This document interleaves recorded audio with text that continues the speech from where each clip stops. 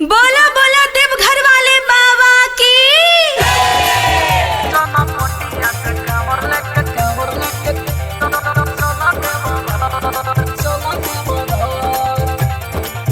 चनपटिया से कांवर लेके चला देवो घर। हो चनपटिया से कांवर लेके चला देवो घर। चनपटिया से कांवर लेके चला देवो घर। साथे साथे चली सारा, साथे साथे चली सारा बेतिया शहर। चनपटिया से कांवर लेके चला देवो घर। चनपटिया से कांवर लेके चला देवो घर। Presented by अटूट म्यूजिक। डीजे सरगम राजा, डीजे सरगम राजा। आप सुन रहे हैं सतेंद्र संवरिया की आवाज में। तमैना तरलौरिया से लोग पूरा जाई। अरे पहिला सोमारी जाके जलावा चढ़ाई। अरे बम सुनो, जोगा पटिया शनिचरी से लोग पूरा जाई। पहिला सोमारी जाके जलावा चढ़ाई। 60 वाला बम गाजा, 60 वाला बम गाजा पीके बालो टोर।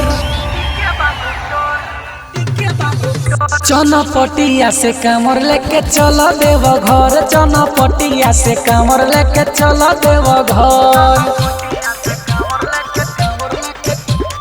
DJ Sargam Raja, DJ Sargam Raja. Presented by अटूट म्यूजिक। डी के धर्मरा सतेंद्र समरिया। हाँ देखो ना बनल बारे सुपर कामरिया। अरे डी के धर्मरा सतेंद्र समरिया। देखो ना बनल बारे सुपर कमरिया। राधे श्याम मत हसी, राजकुमार देखो बोले हर हर। चनपटिया से कांवर लेके चला देवो घर। चनपटिया से कांवर लेके चला देवो घर। चनपटिया से कांवर लेके चला देवो घर।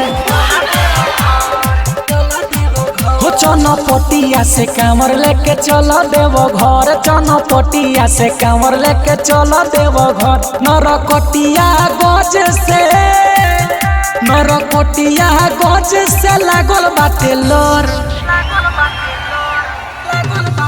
हो चनपटिया से कांवर लेके चला देवो घर। चनपटिया से कांवर लेके चला देवो घर। Atoot music recording studio Birgunj Nepal.